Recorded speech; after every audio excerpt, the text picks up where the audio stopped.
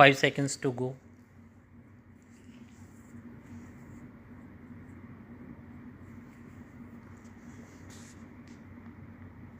Start. My dear countrymen, Namaskar. Today, as I speak to you in Mann Ki Baat, there is a deep anguish in my heart. The terrorist incident that took place in Pahalgam on the 22nd of April has hurt every citizen of the country. Every Indian holds deep sympathies for the affected families.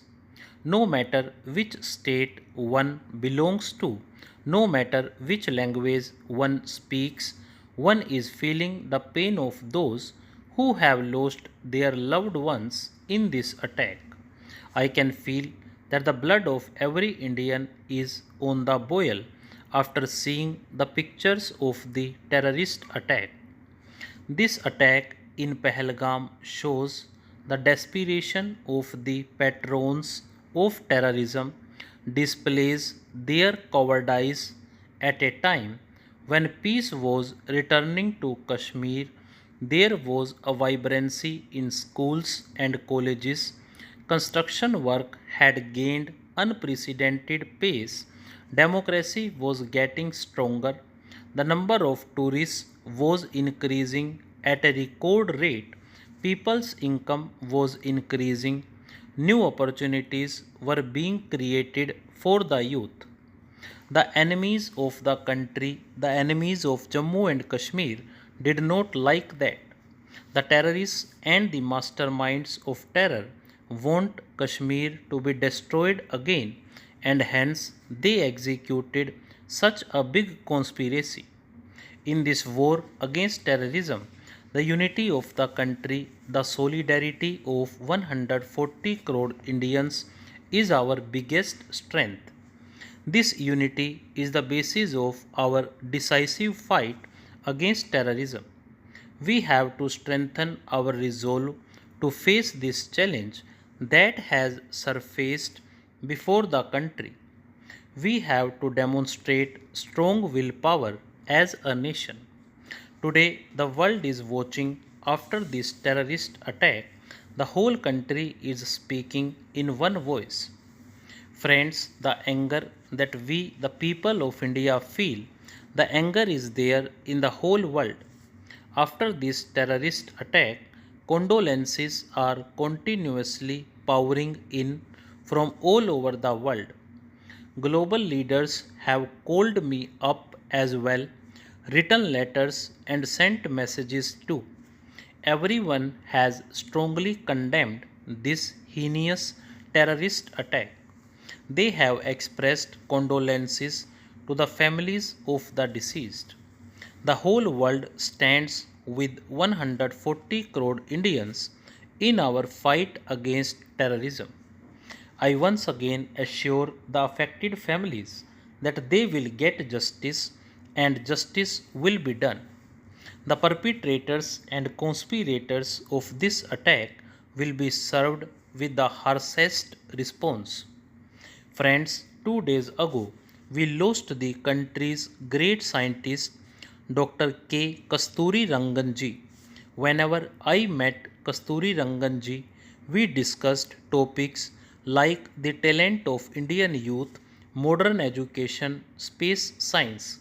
His contribution in lending newer heights to science, education, and India's space program shall always be remembered.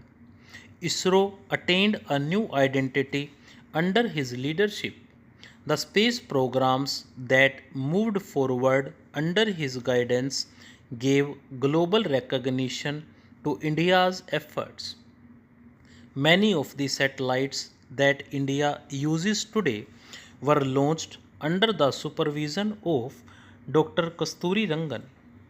There was one more special facet to his personality which the younger generation can learn from. He always accorded importance to innovation.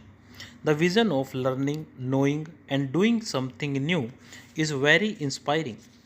Dr. K. Kasturi Rangan also played a major role in formulating the new national education policy of the country.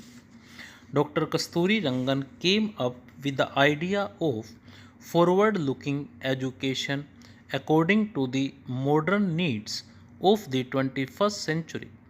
His selfless service to the country and contribution to nation building will always be remembered.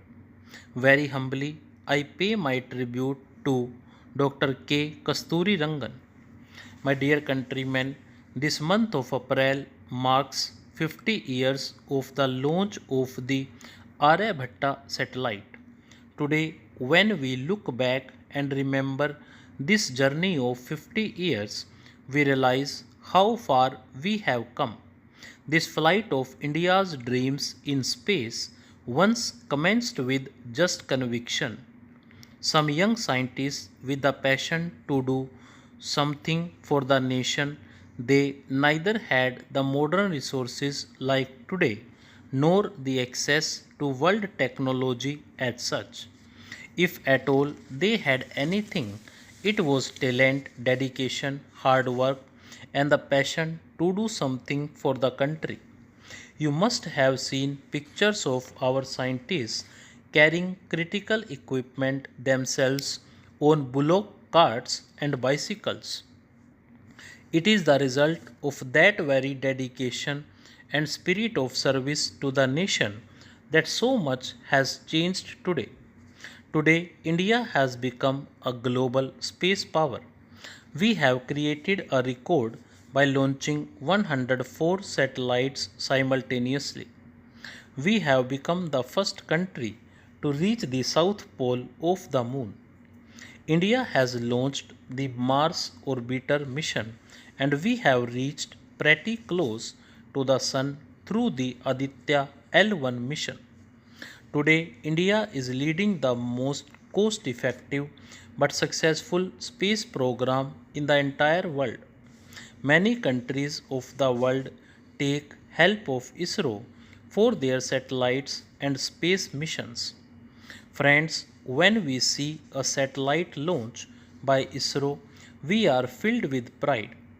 I had a similar feeling when I witnessed the launch of PSLV C-23 in 2014. I was also present at the ISRO Center in Bengaluru during the landing of Chandrayaan 2 in 2019. At that time, Chandrayaan failed to achieve the expected success. It was a very difficult time for the scientists, but I could see with my own eyes the patience of the scientists and their zeal to achieve something. And a few years later, the whole world too noticed how the same scientists made Chandrayaan 3 a success. Friends, now India has opened her space sector for the private sector as well. Today, many youth are attaining new milestones in the field of space startups. 10 years ago, there was only one company, but today there are more than 325 space startups working in the country. The times to come are ushering in a lot of new possibilities in space. India is going to scale new heights. The country is busy preparing for many important missions like Gaganyaan, Spardex, and Chandrayaan 4. We are also working on the Venus orbiter mission and Mars lander mission. Our space scientists are going to fill the countrymen with new pride through their innovations. Friends, you certainly must have seen the horrific pictures of the earthquake that struck Myanmar last month. The earthquake caused huge devastation there. Every breath, every moment was precious for the people trapped under the debris. That is why India immediately started Operation Brahma for our brothers and sisters in Myanmar. From Air Force aircraft to Navy ships, everything was sent to help Myanmar. The Indian team set up a field hospital there.